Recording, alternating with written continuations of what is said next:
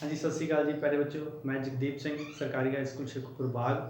सो 2.1 अभ्यास ਅਸੀਂ ਪਹਿਲਾਂ ਚਰਚਾ ਕਰ ਚੁੱਕੇ ਹਾਂ। ਹੁਣ ਅਸੀਂ 2.2 ਅਭਿਆਸ ਤੇ ਆਵਾਂਗੇ। ਜਿਹੜੇ ਰੇਖੀ ਸਮੀਕਰਨ ਸੀਗੇ ਪਿਆਰੇ ਬੱਚਿਓ, ਜੋ ਸਿੰਪਲ ਅਸੀਂ ਪਿੱਛੇ ਹੱਲ ਕਰਨਾ ਸਿੱਖੇ ਨੇ, ਹੁਣ ਦੈਨਿਕ ਜੀਵਨ ਦੇ ਵਿੱਚ ਜਿਹੜੀਆਂ ਸਾਡੀਆਂ ਉਦਾਹਰਨਾਂ ਨੇ ਉਹਨਾਂ ਦੇ ਆਧਾਰ ਦੇ ਉੱਤੇ ਜੋ ਰੇਖੀ ਸਮੀਕਰਨਾਂ ਬਣਦੀਆਂ ਨੇ ਉਹਨਾਂ ਨੂੰ ਅਸੀਂ ਕਿਸ ਤਰ੍ਹਾਂ ਹੱਲ ਕਰਨਾ ਤੇ ਉਹਦੇ ਬਾਰੇ ਚਰਚਾ ਕਰਾਂਗੇ। ਸੋ ਜਿਸ ਤਰ੍ਹਾਂ ਪਿਆਰੇ ਬੱਚਿਓ, ਮੈਂ ਪਹਿਲਾਂ ਆਪਣੇ ਕੋਲ ਇੱਕ ਐਗਜ਼ਾਮਪਲ ਲੈ ਲੈਣਾ। जिस तरह के मान लो मैं कहा कि राम ने 5000 रुपया अपनी आमदन विचों खर्च के राम ने 5000 रुपया अपनी आमदन विचों खर्च के उस कोल 2500 रुपया बचत बचती है। 5000 रुपया उन्हें अपनी आमदन विचों खर्च दिता, फिर भी उसके कोल 2500 रुपया बचता है, तो दसो उसकी कुल आमदन कितनी है। सो ये जो है दैनिक जीवन की एक उदाहरण है, तो इत्थों असी जो रेखी समीकरण के नाल हल कर सकते हैं। सो मैथ विच जिहड़ी चीज़ सानूं नहीं पता हुंदी उहनूं असी मान लैंदे हुंदे आ एक्स। ठीक है जी। मान लो राम की जो आमदन है और राम की आमदन कितनी है, राम की आमदन है एक्स। ठीक है जी। कुल आमदन कितनी है एक्स। हुण एक्स दे विचों प्यारे बच्चों उसने कितने पैसे खर्च दिते, 5000 रुपया उसने खर्च दिता। 5000 रुपया खर्चण तो बाद उसको बचते कितने हैं, उसको बचते कितने हैं 2500 रुपया। ठीक है जी। सो माइनस 5000 है, पीछे जो करके आए हैं दोनों पासे 5000 प्लस कर लवांगे तो की बन जाएगा 5000 प्लस 5000 2500 प्लस 5000। ठीक है जी। तो कट गया एक्स बराबर कितना आ गया जी 7500। ਇਹਦਾ मतलब ਉਹਦੀ ਕੁੱਲ ਆਮਦਨ ਕਿੰਨੀ ਹੈ 7500। ਇੱਥੋਂ ਪਿਆਰੇ ਬੱਚੋ ਮੈਂ ਤੁਹਾਨੂੰ ਦੱਸਿਆ ਸੀ ਇੱਕ ਸਟੈਪ ਮੈਂ ਤੁਹਾਨੂੰ ਦੱਸੂਗਾ, ਉਹ ਸਟੈਪ ਤੁਸੀਂ ਦੇਖ ਲਓ। ਇੱਥੋਂ ਤੁਸੀਂ ਡਾਇਰੈਕਟਲੀ ਵੀ ਸੋਲਵ ਕਰ ਸਕਦੇ ਹੋ। x ਨੂੰ ਇੱਧਰ ਰੱਖੋ, -5000 ਉਸ ਪਾਸੇ ਲੈ ਜਾਓ। ਇੱਥੇ ਨਿਯਮ ਕੀ ਹੁੰਦਾ ਵਾ कि बराबर तो जो माइनस वाली रकम इधर जाती है तो प्लस बन जाती है, प्लस वाली इधर होगी तो माइनस बन जाएगी। जो गुणा वाली है तो उन्हें बटे से चले जाना, जो भाग वाली है तो उन्हें गुणा के रूप में चले जाना। ठीक है जी। पर जो थोड़ा डायरेक्ट मैथड में प्रॉब्लम आती है तो ट्रेडिशनल जो पुराना मैथड है तो सिखाया वो कर सकते हैं। ठीक है जी। सो इस तरह दैनिक जीवन दी समस्यावां तो असीं पहला रेखी समीकरण बनाउणी है, फिर उन्होंने पुराने तरीके नाल असीं हल कर देना है। बच्चों हुण असीं पहला सवाल नूं समझण दी कोशिश करते हैं जी।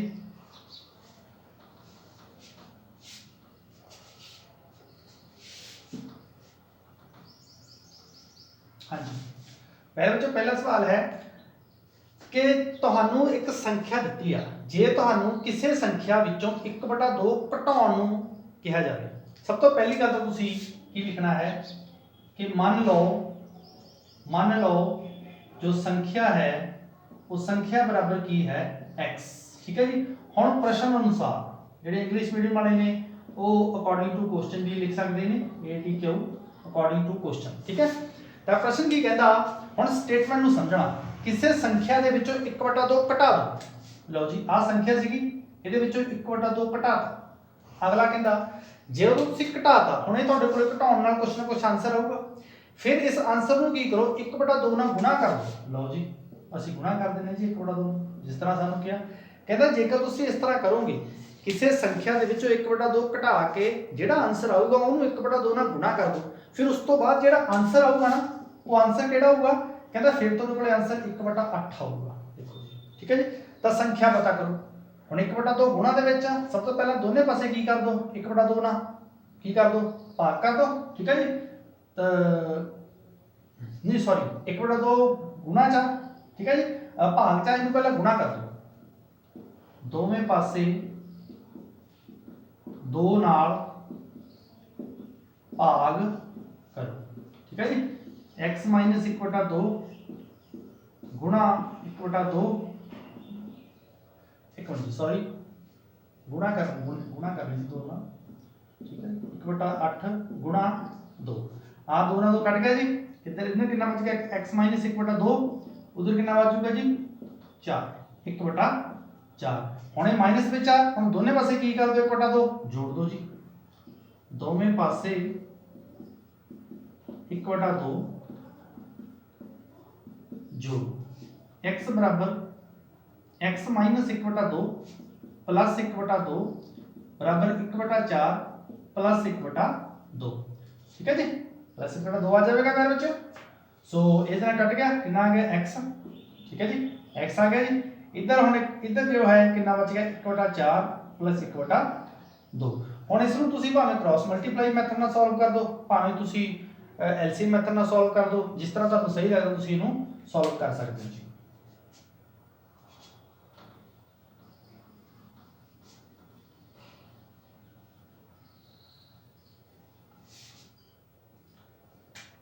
एक बटा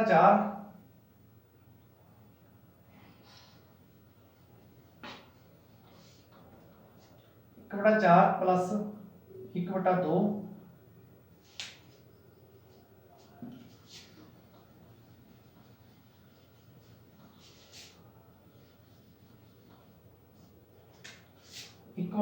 1/4 प्लस 1/2 क्रॉस मल्टीप्लाई कर देने जी। 4 दूनी 8, 2 एकम 2, 4 एकम 4, कितना आ गया 4 से 2 6, 6/8 आ गया जी। ठीक है जी 6/8। ਹੁਣ ਇਸ ਨੂੰ 2 ਦੇ ਘੱਟ ਦੇ ਕੱਟ ਦਿਓ ਜੀ। 2 3 6, 2 ਚੌਕੇ 8। ਲਓ ਜੀ ਪਿਆਰੇ ਬੱਚੋ 3/4 ਜੋ ਹੈ ਸਾਡੇ ਕੋਲੇ ਆਨਸਰ ਆ ਗਿਆ। ਸੋ ਹੈਗਾ ਦੇਖੀ ਸਮੀਕਰਨ ਆ, ਬਸ ਗੱਲ ਇਹ ਹੈ ਕਿ ਅਸੀਂ ਪਹਿਲਾਂ ਤਾਂ ਸਟੇਟਮੈਂਟ ਨੂੰ ਸਮਝਣਾ ਵਾ, ਸਮਝ ਕੇ ਦੇਖੀ ਸਮੀਕਰਨ ਬਣਾਉਣੀ ਹੈ, ਫਿਰ ਉਸ ਨੂੰ ਪੁਰਾਣੇ ਤਰੀਕੇ ਨਾਲ ਅਸੀਂ ਹੱਲ ਕਰਨਾ ਹੈ ਇਹਦੇ ਵਿੱਚ। ਹੁਣ ਅਸੀਂ ਦੂਸਰਾ ਸਵਾਲ ਲੈਣੇ ਆ ਜੀ। ਦੂਸਰਾ ਸਵਾਲ ਦੇਖਦੇ ਆ ਉੱਥੋਂ ਸਾਡੇ ਕੋਲੇ ਕੀ ਬਣਦਾ ਹੈ। दूसरे सवाल दे विच साडे कोले आयत दे बारे गल कीती गई। सब तो पहली गल तो प्यारे बच्चों तुहानूं ये पता होना जरूरी आ कि आयत की हुंदी है। आयत हुंदी है जिस दियां आमो सामने दी भुजावां बराबर हुंदियां। आयत दा क्षेत्रफल लंबाई गुणा चौड़ाई परिमाप 2 लंबाई प्लस चौड़ाई वो असीं छोटे जिहे मतां कर चुके हैं। सो हुण कहंदा कि एक आयताकार स्विमिंग पूल आ उसदी लंबाई चौड़ाई दे दुगणे तो 2 मीटर ज़्यादा है। जिहड़ी लंबाई आ वो चौड़ाई दे दुगणे तो 2 मीटर ज़्यादा है। तो असीं मान लो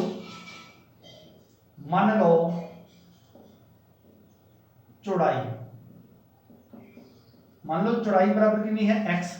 जो लंबाई है, जो लंबाई प्रश्न के अनुसार ही साडे कोले बन जाती है। लंबाई की बनती है चौड़ाई दे दुगणे, चौड़ाई का दुगना 2x हो गया, दुगणे तो 2 मीटर ज्यादा। इसका मतलब है कि 2 जोड़ दिए हो।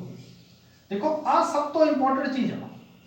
जे तुहानूं स्टेटमेंट समझ नहीं आ गई, स्टेटमेंट पढ़ नहीं आ गई ना, तो तुहाडा 90% सवाल तो उत्थे ही हल हो गया। ठीक है जी। स्टेटमेंट नूं समझना एक बहुत बड़ी कला। ये कला तुहानूं आहिस्ते आहिस्ते प्रैक्टिस करन दे नाल आवेगी। ठीक है जी। देखो आयताकार स्विमिंग पूल की लंबाई, जिहड़ी लंबाई आ वो चौड़ाई तो ज़्यादा वा। इसदा मतलब चौड़ाई नूं घट मनांगे तां ही तो लंबाई वध आऊगी। ठीक है जी।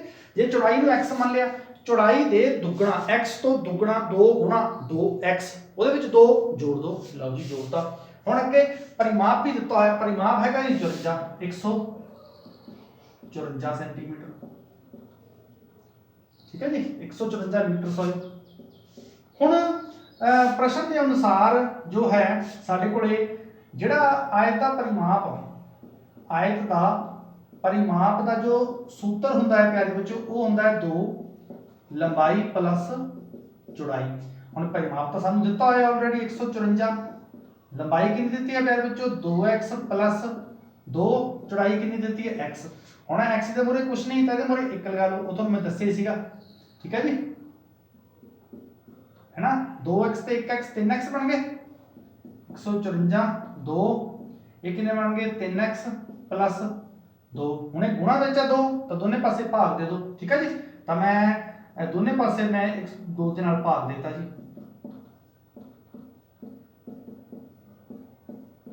आ दोनों तो कट गया जी। ये बन गया 2 × 14 2 × 14 77 बन गया जी। इधर कितना है 3x प्लस 2। हुण ये प्लस 2 दोनों पासे घटा दो जी। 77 माइनस 2 3x प्लस 2 माइनस 2। ठीक है जी। ये कितना बन गया 7 2 को 75। इधर कितना बन गया 3x। हुण 3 दे नाल दोनों पासे भाग दे दो जी। ठीक है जी। तो x कितना आ जाएगा प्यारे बच्चों 75/3, ये कट के कितना आ गया जी 25। ठीक है जी। तो x 25 आ गया। x 25 ਨੂੰ ਅਸੀਂ ਇੱਥੇ ਚੌੜਾਈ ਦੀ ਜਗ੍ਹਾ ਤੇ ਭਰ ਦਾਂਗੇ 25 ਆ ਗਿਆ ਜੀ, ਤੇ ਲੰਬਾਈ ਇੱਥੇ ਭਰਾਂਗੇ 25 ਤੋਂ 50, 50 ਤੇ 2 ਕਿੰਨੀ ਆ ਗਈ 52 ਜੀ ਸਾਡੇ ਕੋਲ। ਠੀਕ ਹੈ ਜੀ। तो ਜਿਹੜੀ ਅਸਲ ਚ ਆਪਣੀ ਲੰਬਾ ਚੌੜਾਈ ਹੈ 25 ਮੀਟਰ ਆਵੇਗੀ ਤੇ ਜੋ ਚੌੜਾਈ ਹੈ ਉਹ ਕਿੰਨੀ ਆਵੇਗੀ 52 ਮੀਟਰ। ਠੀਕ ਹੈ ਜੀ। ਸੋ ਇਸ ਤਰ੍ਹਾਂ ਪਿਆਰੇ ਵਿੱਚੋਂ ਇਹ ਸਟੇਟਮੈਂਟਾਂ ਤੋਂ ਅਸੀਂ ਸਵਾਲ ਸਮਝ ਕੇ ਅਸੀਂ ਈਜ਼ੀਲੀ ਜਿਹੜੇ ਸਵਾਲ ਆ ਉਹ ਹੱਲ ਕਰ ਸਕਦੇ ਹਾਂ। ਇਸ ਤਰ੍ਹਾਂ ਅਸੀਂ ਤੀਸਰਾ ਸਵਾਲ ਦੇਖਦੇ ਹਾਂ ਪਿਆਰੇ ਵਿੱਚੋਂ। ਤੀਸਰੇ ਤੇ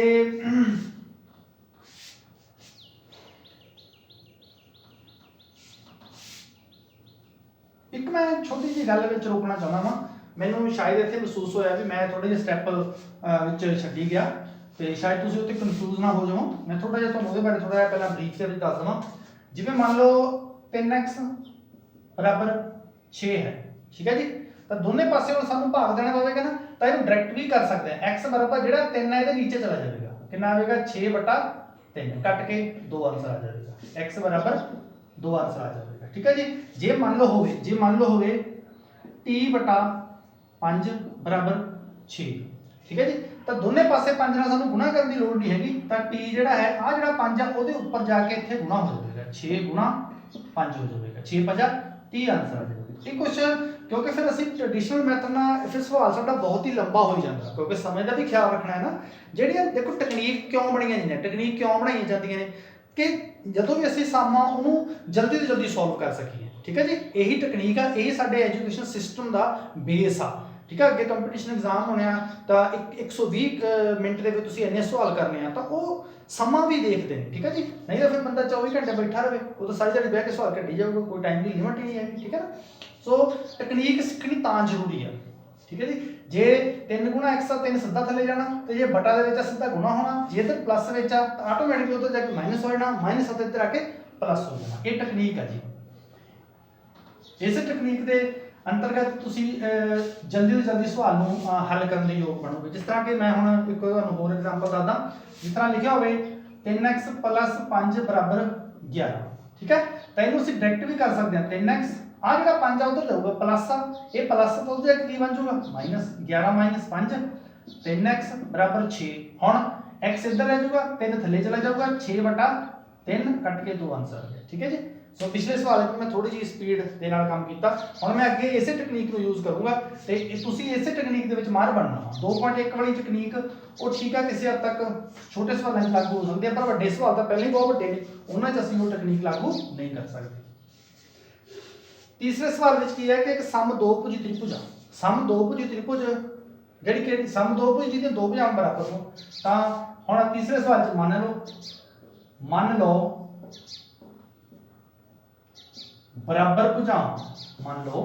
ਬਰਾਬਰ ਭੁਜਾਵਾਂ ਕਿੰਨੀਆਂ ਨੇ x ਸੈਂਟੀਮੀਟਰ, ਠੀਕ ਹੈ ਜੀ।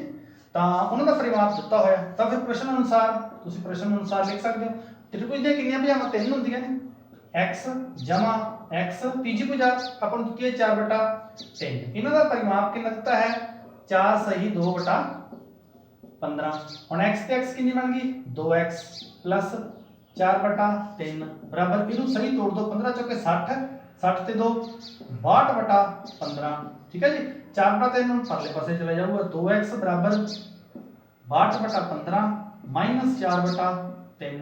ਹੁਣ ਭਾਵੇਂ ਐਲਸੀਐਮ ਨਾਲ ਕਰ ਦੋ, ਭਾਵੇਂ ਕ੍ਰਾਸ ਮਲਟੀਪਲਾਈ ਕਰ ਦੋ, 15 ਦੀ ਹੈ 45। ਫਿਰ ਮੈਂ ਇੱਥੇ ਉਹੀ ਗੱਲ ਕਰ ਟੈਕਨੀਕ ਦੀ, ਐਲਸੀਐਮ ਮੈਥਡ ਜ਼ਿਆਦਾ ਆਸਾਨ ਹੈ ਵੈਸੇ, ਠੀਕ ਹੈ ਜੀ, ਕਿਉਂਕਿ ਉਹ ਫਿਰ ਇੱਕ ਵਾਰ ਦਿਮਾਗ 'ਚ ਬਹਿ ਜਾਂਦੀ ਤਾਂ ਭੁੱਲਦੀ ਨਹੀਂ, ਤੇ ਇਹ ਫਿਰ ਤੁਹਾਡੀ ਗੁਣਾ ਵੀ ਵੱਡੀ ਬਣ ਜਾਂਦੀ, ਇਸ ਕਰਕੇ ਇਹਨੂੰ ਅਸੀਂ ਐਲਸੀਐਮ ਮੈਥਡ ਨਾਲ ਹੀ ਕਰਦੇ ਹਾਂ। ਇਹਦਾ ਐਲਸੀਐਮ 15 ਦਾ ਆਊਗਾ 15, ਫਿਰ 62, 3 × 5 = 15, 5 × 20, ਇਹ ਬਣ ਗਏ 2 42/15 ਬਣ ਗਏ ਜੀ, ਠੀਕ ਹੈ। 2x = 42/15 ਬਣ ਗਏ।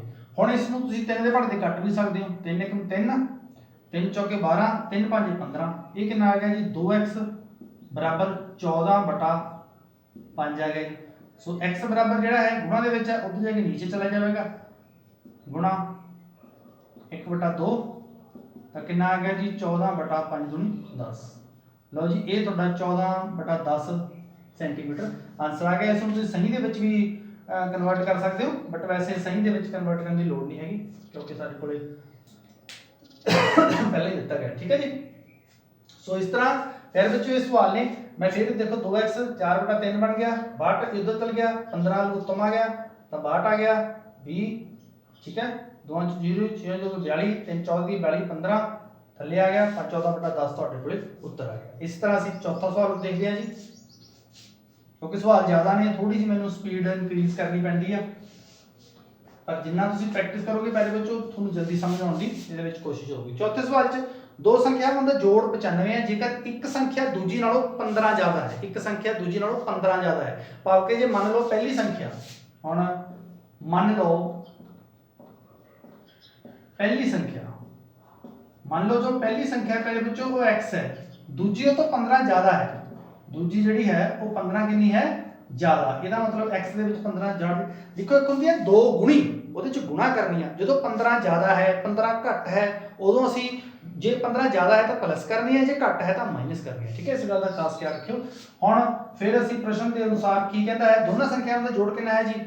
ਦੋਨਾਂ ਸੰਖਿਆਵਾਂ ਦਾ ਜੋੜ 95। ਲਓ ਜੀ ਅਸੀਂ ਕਰ ਦਿੰਦੇ ਹਾਂ x ਜਮਾ 15 ਬਰਾਬਰ ਕਿੰਨਾ ਆ ਗਿਆ ਜੀ 95। x ਤੇ x ਕਿੰਨੇ ਬਣ ਗਏ 2x प्लस 15 बराबर 95। 15 उधरले पासे चला जाऊगा जी, कितना आ जाऊगा 95 माइनस 15 कितना आ गया जी 5 च 5 की 0 9 च गए 80। तो x कितनी आ गई जी 80/2 कट के कितना आ गया जी 40।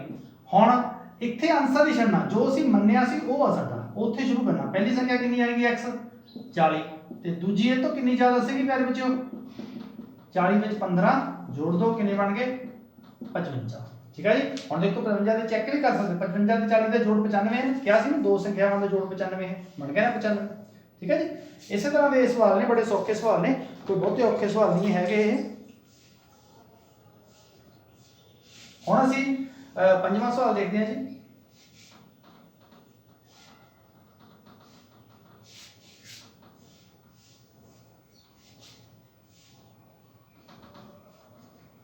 हाँ जी, तो पहले बच्चों पंजवें सवाल दे विच की है कि दो संख्यावां विच अनुपात 5:3 है। सौखा सवाल है।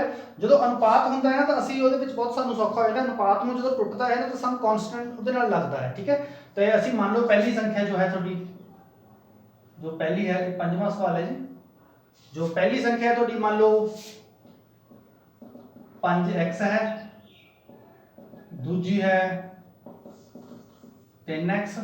हुण अकॉर्डिंग टू क्वेश्चन की कहता है कि दोनों का अंतर कितना है जी? अंतर कितना है जी इन्हां दा 18। ये तो बहुत ही सौखा सवाल सीगा जी। 5x 2x आ गए जी 18।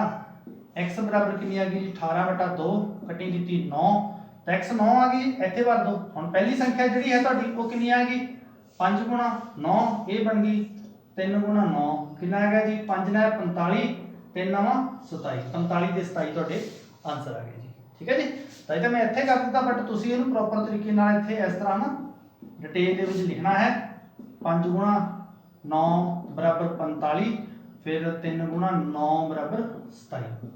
ठीक है जी, इस तरह इसनूं तुसीं करना है जी। 6वां सवाल देख लेना जी। पहले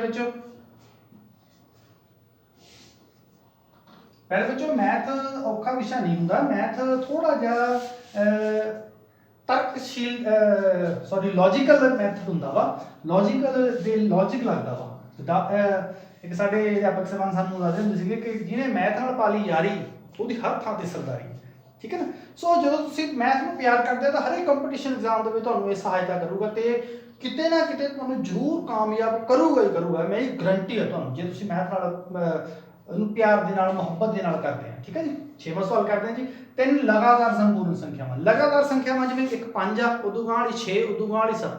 हुण देखो जे मैं तुहानूं कहां एक संख्या 70 तो उदों गां वाली किद्दां पता लगी 71, किद्दां पता लग्या ਉਹਦੇ ਚ 1 जोड़िया, तीजी किवें पता लगी 2 जोड़े। ठीक है जी। तो इस तरह जो है 6वें सवाल दे विच पहली जो है मान लो पहली संपूर्ण संख्या x है जी, तो दूजी प्यारे बच्चों कितनी आवेगी x जमा 1 आवेगी, तो तीजी कितनी आवेगी जी x जमा 2 आवेगी। ठीक है जी। हुण प्रश्न साडा की कहंदा भी तिन्हां दा जोड़, तिन्हां दा x जमा 1 x जमा 2 बराबर कितना है जी जोड़फल कितना है जी 51। ठीक है जी। हुण x 3 बार कितने बन गए 3x, 1 ते 2 कितने बन गए 3 बराबर कितना है जी 51। तो 3x बराबर 51 माइनस 3, 11 च 3 गए 8, 48 बन गए जी। तो x बराबर कितना आ गया जी 48/3 कटिंग करके कितना आ गया जी 16। ठीक है जी। x 16 जी। हुण भर दो जी। पहली संपूर्ण संख्या कितनी बन गई जी 16, दूजी कितनी बन जूगी 17, तीजी कितनी बन जूगी जी 18। ठीक है जी। जो इन्होंने जोड़ोगे 8 7 15, 15 ते 6 21, 1 2 3, 3 2 5, देखो 51 ਦਾ ਜੋੜ ਜਿਹੜਾ ਹੈ ਉਹ ਬਣਦਾ। ਇਸ ਤਰ੍ਹਾਂ ਤੁਸੀਂ ਇਹਨੂੰ ਚੈੱਕ ਵੀ ਕਰ ਸਕਦੇ ਹੋ। ਪਿਆਰੇ ਬੱਚਿਓ, ਇਸ ਤਰ੍ਹਾਂ ਅਸੀਂ ਇਸ ਵੀਡੀਓ 'ਚ ਪਹਿਲੇ 6 ਸਵਾਲ ਡਿਸਕਸ ਕੀਤੇ ਨੇ ਤੇ ਹੋਰ ਜਿਹੜੇ ਰਹਿੰਦੇ ਸਵਾਲ ਨੇ ਉਹ ਵੀ ਡਿਸਕਸ ਕਰਾਂਗੇ ਜੀ ਨੈਕਸਟ ਵੀਡੀਓ 'ਚ। ਤੇ ਕੋਸ਼ਿਸ਼ ਕਰੋ ਕੱਢਣ ਦੀ। ਜੇਕਰ ਕੋਈ ਸਮੱਸਿਆ ਆਉਂਦੀ ਆ ਤੁਸੀਂ ਮੈਨੂੰ ਸੰਪਰਕ ਕਰ ਸਕਦੇ ਹੋ। ਧੰਨਵਾਦ ਜੀ।